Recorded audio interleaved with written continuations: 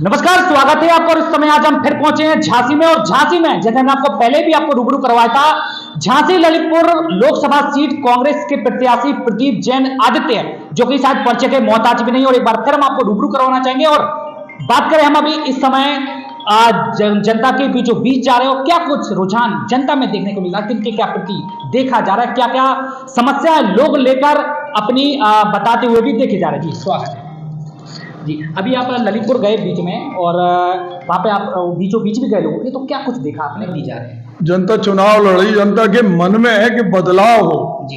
क्योंकि आज हम सुबह पारीछा गए, वहां पे 20-25 साल से जो कॉन्ट्रैक्ट लेबर में काम कर रहे हैं, जिन्हें 10,000 12,000 रुपए मिल रहे हैं, उनका भी ट्रांसफर पश्चिम बंगाल किया जा रहा है। पुलिस से घेराबंदी की जा रही है। जिस तरह का आतंक, भय और सत्ता का दबाव आम नागरिक पे वर्तमान में देखने को मिल रहा है, उससे लगता है कि लोग इससे छुटकारा चाहते हैं। पहले गुंडागिर्दी गांव के गलियारे से होती थी।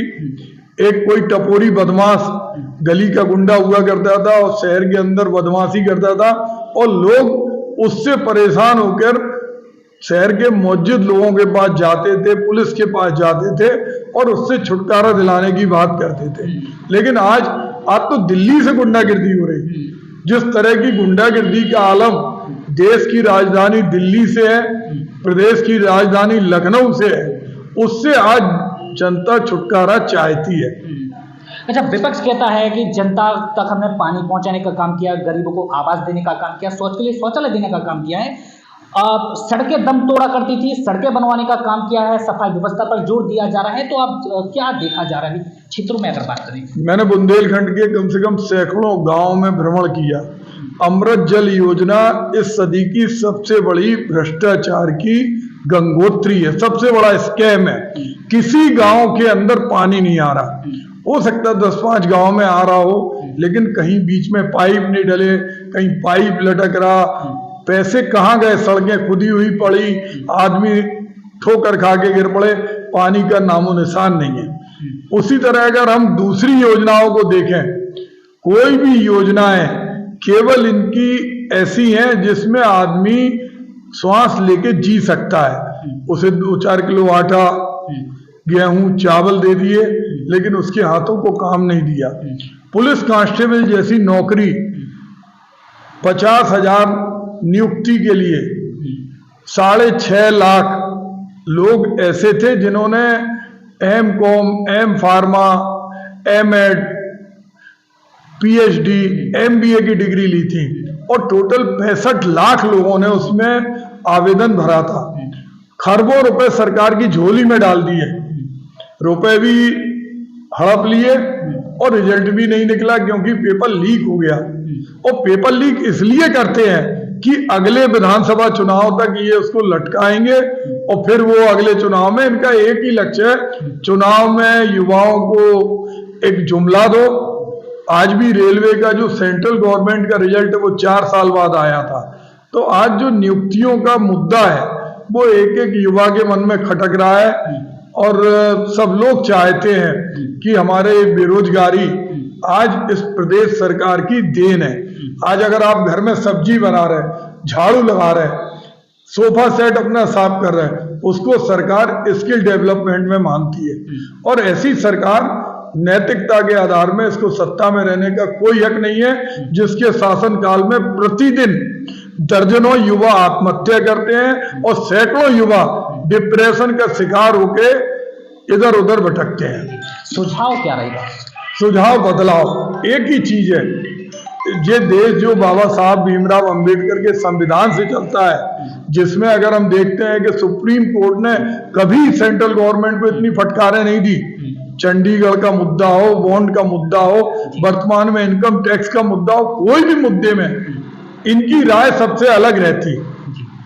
मुख्य चुनाव आयुक्त भी इनसे छूट के चले गए, नीति आयोग के अधिकारी इनसे छुटकारा चाहते हैं, क्योंकि ये सिर्फ और सिर्फ दबाव, भय और आतंक की राजनीति करते हैं। आज ईडी, सीबीआई, इनकम टैक्स इनके हथियार बन गए। कभी इनके नेता नहीं पकड़े जाते, और विपक्षी जिनके ऊपर ईडी, सीबीआई, इनकम टैक्स के केस चल रहे हैं, इनकी वॉशिंग मशीन में जाते हैं और साफ हो जाते हैं।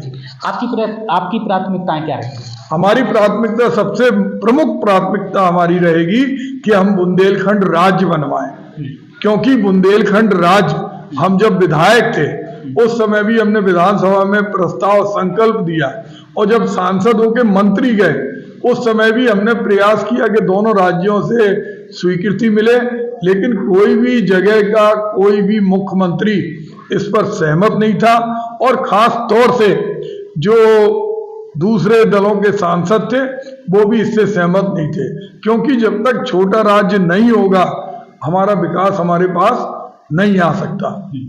बाकी और क्या कुछ आने वाले समय में प्राथमिकता जैसे आपने बताई, अगर हम बात करें इस समय सबसे बड़ा मुद्दा जैसे आपने बताया कि बेरोजगारी बढ़ती हुई जा रही है, तो क्या कुछ होना चाहिए? बेरोजगारी के लिए पूरी सरकार की नीयत बदलना चाहिए। आज जो एम्प्लॉयमेंट ऑफिस हैं जिसमें सरकारी धनराशि से वहां के अधिकारी कर्मचारियों को वेतन दिया जाता, वो प्राइवेट फैक्ट्री के लिए सर्विस दे रहे हैं, उनके लिए सूचनाएं दे रहे हैं कि हमारे यहाँ इतने लोग रजिस्टर्ड हैं। कितना दुर्भाग्य का विषय है, सरकारी विभाग प्राइवेट उद्योगपतियों की दलाली कर रहे हैं। पूरे शहर के अंदर किसानों के ऊपर ओले गिरे, अतिवृष्टि हुई और मौसम के दबाव के कारण उत्पादकता खत्म हुई, वो पैसे भी सरकार नहीं दे पाई। स्मार्ट सिटी के नाम पर झांसी की आयु 15 साल बताई जा रही। मेट्रो ट्रेन की बात होती है तो वो जो डीपीआर बनी उसमें मेट्रो ट्रेन का जिक्र नहीं है। जब चुनाव आता है हवाई अड्डे की बात हो जाती है। आज क्यों जमीन हथियार है बीडा के नाम पे? पहले ग्रोथ सेंटर बनाया, उसमें कोई इंडस्ट्री नहीं। डिफेंस कॉरिडोर बनाया, उसके अंदर चिटपिटी भी नहीं बनती। बुंदेलखंड एक्सप्रेस वे बनाया, कहा इससे लोगों को रोजगार मिलेगा, वो पुली धसक गया। और अब बीडा के नाम पर, अरे बीडा के नाम पर आप जिन गरीब किसानों की जमीन हथियार है उनका कम से कम मूल्य तो पूरा दो। 5 साल से उनका सर्किल रेट नहीं बढ़ाया, और जब किसान अपनी बात करने लगे उन्हें थाने में ठूस दिया, हम उन्हें छुड़ा के लाए। आज जो उस तरह का माहौल है बुंदेलखंड में, ऐसा माहौल कभी नहीं हुआ। ऐसा कोई नौजवान नहीं होगा जिसकी मोटरसाइकिल पे चालान नहीं हुआ होगा, जिसकी कार पे चालान नहीं हुआ होगा। ऐसा कोई नौजवान नहीं होगा जिसके ऊपर कोर्ट से सम्मन नहीं दिया होगा। हाउस टैक्स 5 गुना बढ़ा दिया, वाटर टैक्स 4 गुना बढ़ा दिया। जब चुनाव होते हैं तो मुख्यमंत्री कहते हैं हाउस टैक्स माफ, वाटर टैक्स माफ, और जाते ही साथ भूल जाते हैं। शमशान घाट पे टैक्स लगा दिया। इस प्रदेश का क्या होगा मैं समझ नहीं सकता। जिस देश के प्रधानमंत्री का लक्ष्य केवल सीटें हथियाना है, अब की बार 400 के पार, अब की बार ये तो नहीं कहते कि नौजवानों से हटेगी बेरोजगारी की मार, कोई मतलब नहीं है। किसानों से हटेगी बेरोजगारी की मार, किसान अब दरबदर का ठोकर खा रहा। अभी जब अतिवृष्टि के अंदर 13 किसानों ने आत्महत्या की। एक किसान ने तो जब अपनी वो फसल के पास पहुंचा टहरौली में, 1 हेक्टेयर के अंदर जहां पर 14 कुंटल गेहूं होना चाहिए मिनिमम, वहां पर 4 कुंटल से भी कम गेहूं हो रहा। 1 बीघा के अंदर जब टहरौली हम पहुंचे तो हमने देखा 1 बीघा में 50 किलो मटर निकली, जबकि 3 कुंटल मटर निकलना चाहिए। वहां बारिश भी नहीं हुई थी, सिर्फ मौसम की वजह से उत्पादकता खत्म हो गई। सरकार को उस पर कोई संज्ञान नहीं है। अगर हम बात करें यहाँ पे हालातों को लेकर तो क्या कुछ इनका कहना है। अब बात करें हम जनता जनार्दन को लेकर तो उनका क्या कुछ कहना, क्या कुछ लोग कहते हैं और किस तरह व्यवस्था है, कितनी दुरुस्त और क्या कुछ हाल आने वाले समय में हो सकता है, और क्या कुछ अगर हम बात करें चुनाव को लेकर तो क्या कुछ जनता कहती है और किनकी ओर रुझान जाता है, वो भी हम जानने का प्रयास करेंगे। और क्या कुछ महिलाएं, बुजुर्ग, युवा, बच्चे भी कहते हैं, थोड़ा सा वो भी हम जानने का प्रयास करेंगे। व्यवस्थाएं आखिर इस 5 साल के कार्यकाल में कितनी क्या दुरुस्त देखने के लिए मिली है, वो भी हम जानेंगे। तो बने रहिए हमारे साथ, क्या कुछ लोग कहते हैं वो भी हम आपको बताने का प्रयास करेंगे। तब तक फिलहाल के लिए मुझे दीजिए इजाजत। नमस्कार।